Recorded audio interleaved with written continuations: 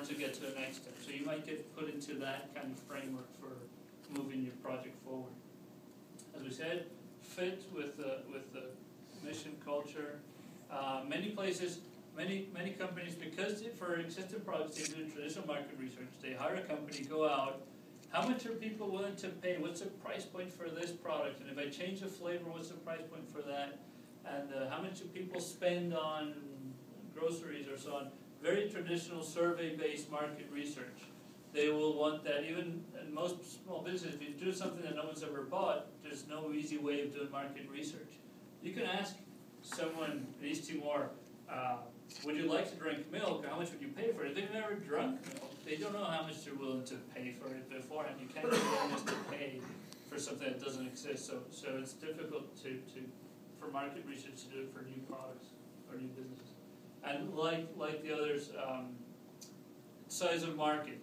Because for a large company, if this doesn't have the potential of being $100 billion market and so on, then they wouldn't even want to be in it because it's not going to affect the top line. Yeah. So would you want someone like this investing in a social enterprise to change the way you operate that, right? Well, I've worked with them. It's different. It's difficult. But half the problem is meeting all these things while trying to have cultivating a business process. So you have to work, in best case scenario, you're working with the corporate guys to not push too much in this too early. Adapt, if you have a product development process adapted to these conditions, to this thing. Look for more of a milestone approach. Look more about learning. Try to use it as a skunk works. This is one way they do it.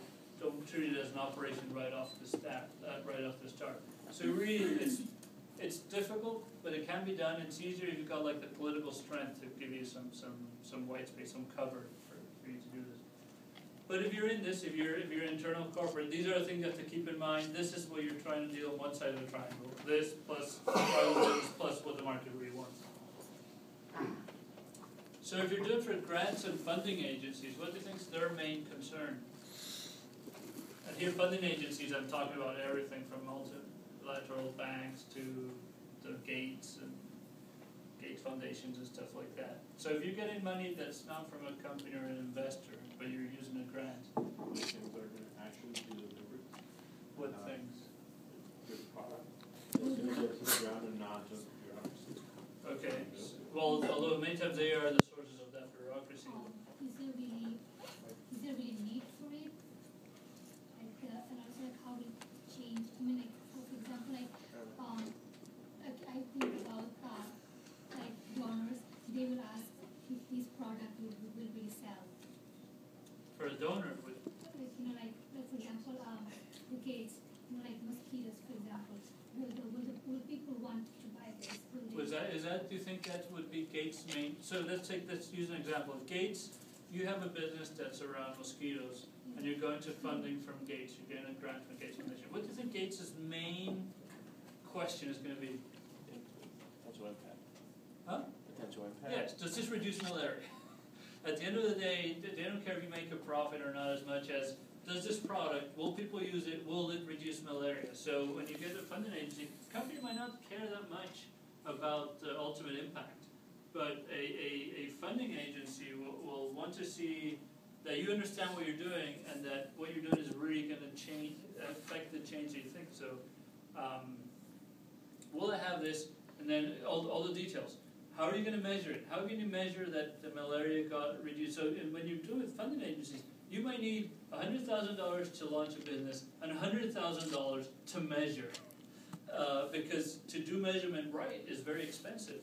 You need to survey before and after and control for all these kinds of things to see an impact. It's a very different mindset, and it can get really bureaucratic. They want to see that, and here it says they do want to tracking of expenditures. That everything is.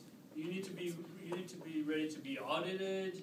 You need to be able to for example, if you want to hire I did one where they wanted to know, in this case it was a business, and their interest from the American business was, how many jobs are you going to create for low-income people, and how many new companies are going to be created? before you even started doing anything, they already wanted to know, you had to put numbers on that. And they say, okay, how many consultants are you gonna use? And there's, you can only pay them, it tells you the rate, you can only pay consultants up to so much a day, and you can only hire consultants from this pool of consultants. After you put this out for competition, you have to, every contract